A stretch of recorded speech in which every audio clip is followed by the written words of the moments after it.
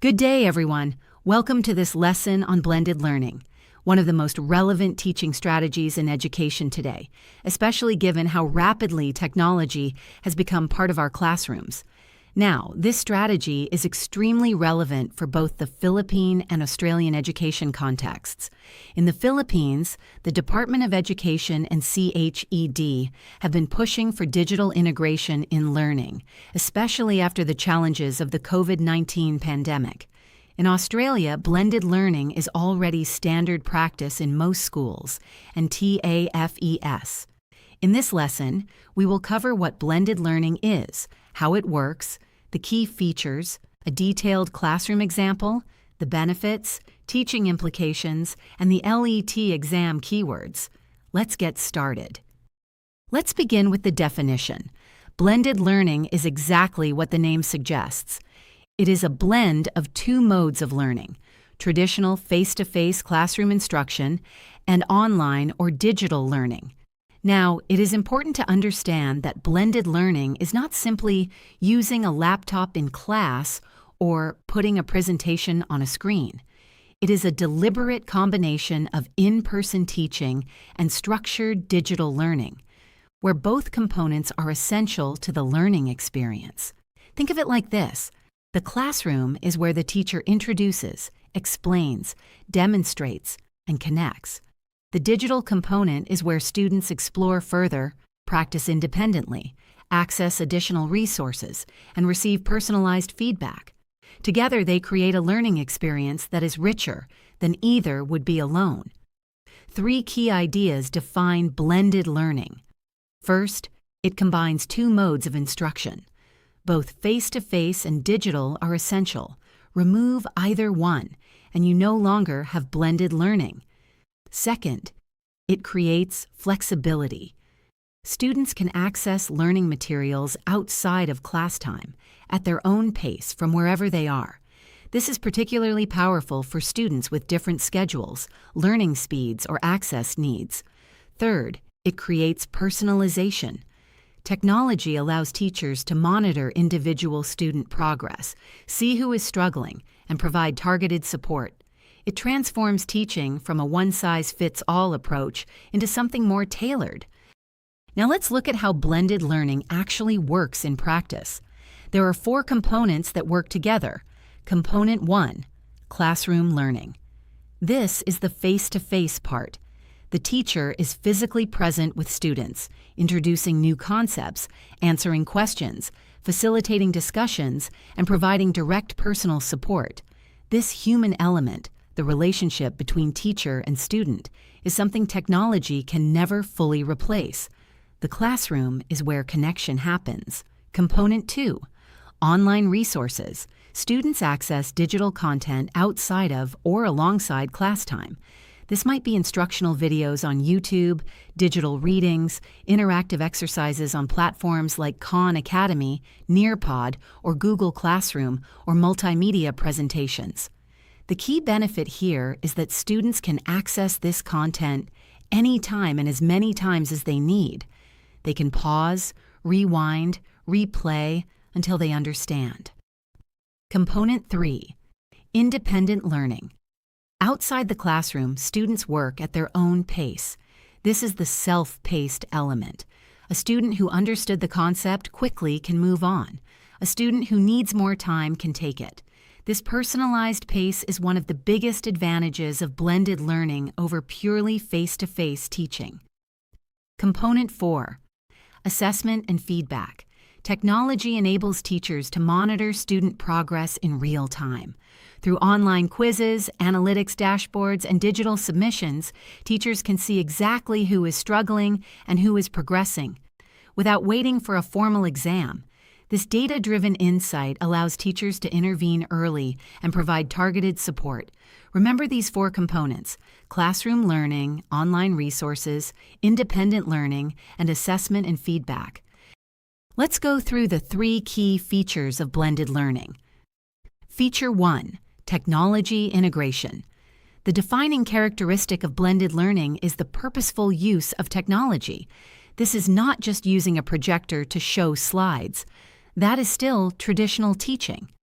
In blended learning, technology plays an active role in the learning process. Students engage with digital content, complete online activities, and receive digital feedback. The technology is part of the pedagogy. And note, the technology doesn't have to be expensive or high-tech. Google Classroom is free. YouTube is free.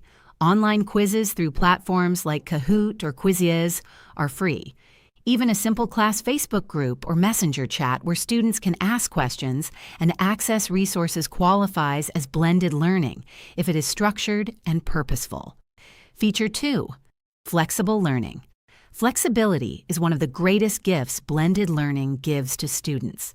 Because content is available online, students are not limited to learning only during class time. A student who missed a lesson can catch up by watching the recorded video. A student who is confused can re-watch a concept 3 times until it clicks. A student who finishes early can explore enrichment content. The learning adapts to the student, not the other way around. Feature 3, balanced approach. Blended learning is not about replacing the teacher with technology. It is about finding the best balance. Some things are better done face-to-face. Emotional support, complex discussion, hands-on demonstration. Some things are better done digitally. Self-paced practice, interactive assessment, multimedia exploration. Blended learning combines both to get the best of both worlds. Remember, technology integration plus flexible learning plus balanced approach. Let me walk you through a detailed example of blended learning in action. Imagine a grade 8 science class. The topic is the human digestive system, Phase 1, in the classroom. The teacher begins the unit with a face-to-face lesson. She uses diagrams and visual aids to introduce the key structures of the digestive system. Students ask questions, share what they already know, and the teacher clarifies misconceptions in real time. At the end of the lesson, the teacher tells students, "Tonight, go to our Google Classroom page. Watch the 2 short videos I've posted, complete the online quiz, and join the discussion thread to answer this question. What do you think would happen if one part of the digestive system stopped working?" Phase 2, online through Google Classroom. At home, students log into Google Classroom. They watch 2 5-minute instructional videos, one animated, one a short documentary. They complete a 10-question interactive quiz on the content. They respond to the discussion question, and they read and reply to at least 2 classmates' responses.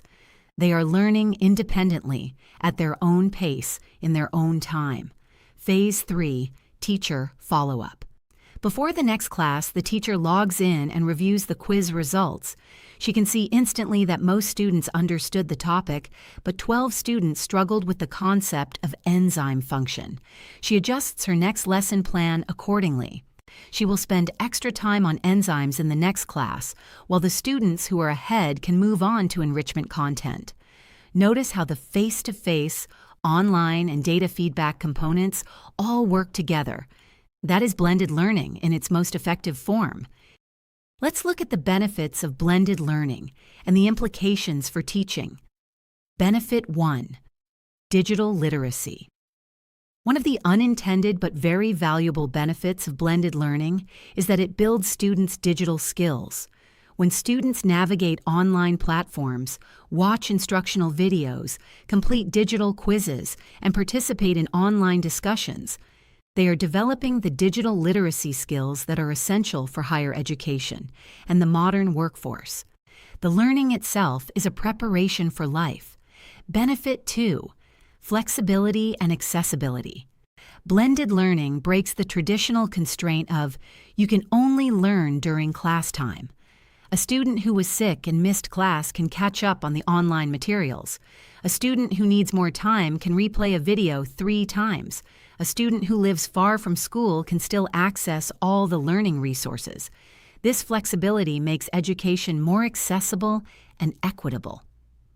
Benefit 3, personalized learning, perhaps the most powerful benefit. Technology allows teachers to see exactly how each student is performing, not at the end of the term, but in real time. If a student fails an online quiz, the teacher knows immediately. This data allows teachers to provide targeted, personalized support rather than just teaching to the middle of the class. For teaching implications, always remember the word equitable. Not all students have equal access to technology at home. When implementing blended learning, teachers must consider students without internet access or devices and ensure alternative options are available. This is a very important ethical consideration that may appear in LET questions. Let's now prepare for the LET exam on blended learning. Keyword 1. Combining face-to-face and online learning.